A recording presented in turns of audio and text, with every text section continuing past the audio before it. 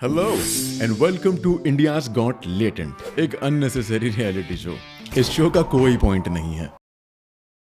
India's गोट latent एक ऐसा show जो कि पिछले 5-6 महीनों में लगातार इंडिया में वायरस की तरह फैलता चला गया। और आज के टाइम में शो एक ऐसे लेवल पर था जहां से दूसरा कोई शो इसे टच भी नहीं कर सकता। अब मैं आपको बता दूं कि मैं शो को वायरस क्यों कह रहा हूँ। पहले इसका सिंपल से रीजन है इसमें दिखाई जाने वाली वल्गैरिटी और इनसेंसिटिव जोक्स, जिसे लोग डार्क कॉमेडी यानी डार्क ह्यूमर का नाम देते हैं। लेकिन अभी हाल ही में जो इस शो में हुआ है, हम उसे सिर्फ डार्क कॉमेडी का नाम नहीं दे सकते। तो चलिए जानते हैं आखिर ये पूरी कंट्रोवर्सी है क्या, जो कि इस समय पूरे सोशल मीडिया में बुरी तरीके से फैली हुई है। पर अश्लील अशोभनीय टिप्पणी से भड़के विवाद की तरीके से कुछ चीजों को कहा गया है, प्रेजेंट किया गया है।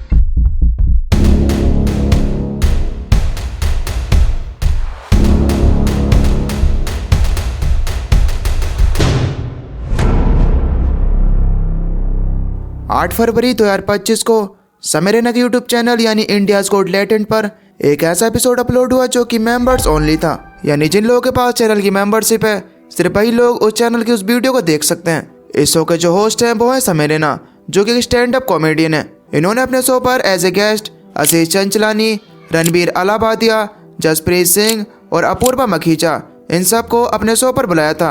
अब क्योंकि ये एक कॉमेडी शो है तो इसकी वजह से इन्होंने अपनी कॉमेडी चालू कर दी, लेकिन थोड़ा अलग टाइप से।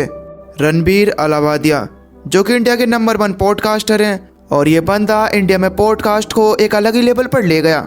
इंडिया की बड़ी से बड़ी शख्सियत के साथ इस बंदे ने पॉडकास्ट किया है, और तो और खुद नरेंद्र मोदी जी ने इन्हें बेस्ट क्रिएटर के अवार्ड से सम्मानित किया था। और अगर रियल बताऊं ना तो मैंने भी इनके बहुत से पॉडकास्ट देखे हैं और बहुत कुछ सीखा भी है। लेकिन अब जो इस बंदे ने इंडियाज गॉट लेटेंट में बोला है ना, उससे इसे पूरे इंडिया में भर भर कर रेट मिल रही है। I have another question. Yes. Would you rather watch your parents have every day for the rest of your life? एक कंटेस्टेंट को ये सीधा सीधा कह देते हैं कि क्या वो अपने पेरेंट्स को ये करते देख सकते हैं। अब इतना भी बहुत नहीं था, बाद में इन्होंने कहा कि क्या वो अपने पेरेंट्स के साथ इस चीज में शामिल होना चाहेगा। Or would you join in once and stop it forever? Join in what the fuck? और दोस्तों ये सुनने के बाद तो मेरा भी दिमाग हिल गया कि आखिर कोई बंदा ऐसी सोच कैसे रख सकता है। अब इतना भी बहुत नहीं था कि इन्होंने एक कंटेस्टेंट को पूरे 2 करोड़ में 0, not interested. 2 crore in cash. Right now?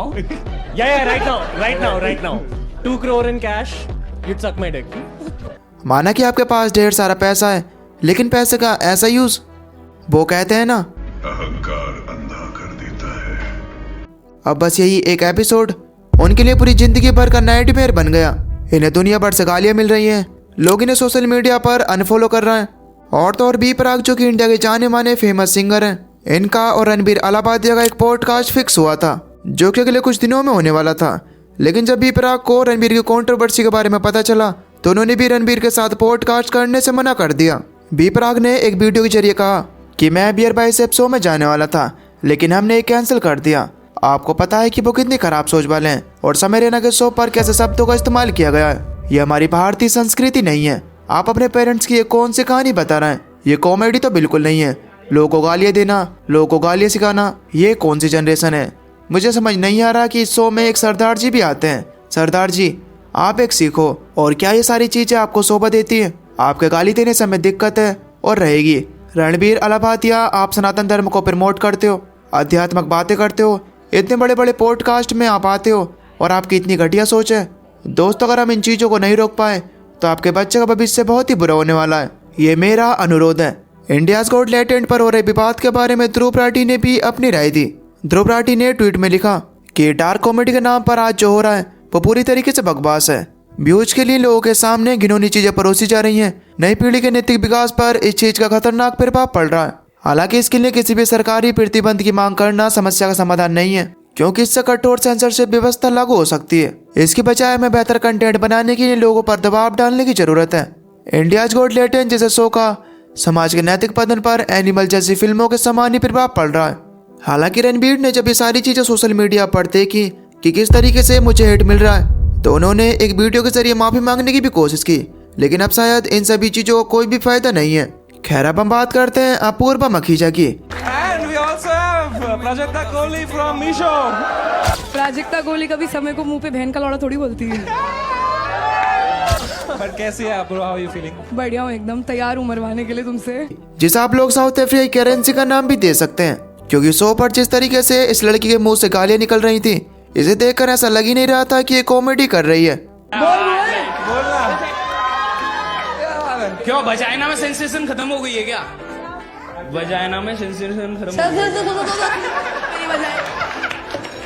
कभी वजाइना देखी है माँ से निकलने के बाद लवड़े?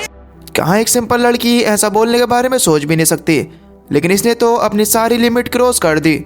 समय रहना, अब इस बंदे को शायद इतनी हेट ना मिले, क्योंकि अपने शो पर अभी तक सिर्फ ऐसे ही करता है। जैसे मैंने उसको 2000 रुपए का नोट दिया ना, उसके 10-15 दोस्त बच्चे आए, भागे, उसको हाथ पकड़ा, उसको खींच रहे, उससे पैसे धक्का मार रहे, वहाँ लड़ाई हो गई। वहां पे एक बच्चा प्लेटफॉर्म से नीचे गिर गया, पटरियों पे एक ट्रेन आके उसको कुचल के चली गई। जो 2000 रुपए मेरे वसूल हुए ना यार,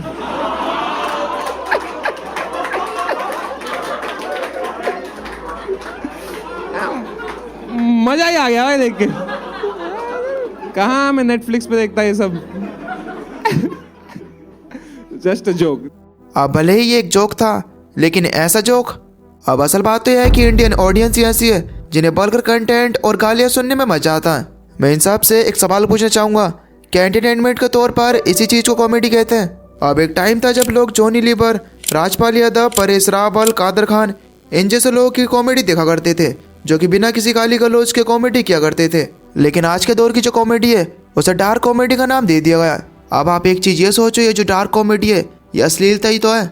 अब जो 18 साल से कम एज के जो बच्चे हैं, वो जब इस डार्क कॉमेडी को देखते हैं तो उनके दिमाग पर बहुत ही बुरा असर पड़ता है, जिससे कई हद तक उनके बोलने का तरीका और मेंटेलिटी भी चेंज हो जाती है।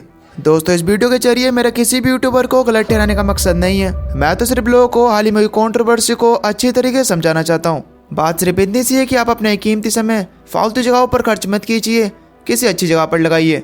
अगर आप अपने गुजरे हुए 1 सेकंड को भी वापस ला सकते हो तो जितना चाहे उतना समय को बर्बाद कर देना, कोई दिक्कत नहीं है। और अगर आप ये समझ गए हो कि समय से कीमती कुछ भी नहीं है, तो अपने जीवन में 1-1 सेकंड को निचोड़ लेना, वरना आप जब इस समय का उपयोग करने लायक नहीं रहोगे तो ये समय ही आपको निचोड़ देगा।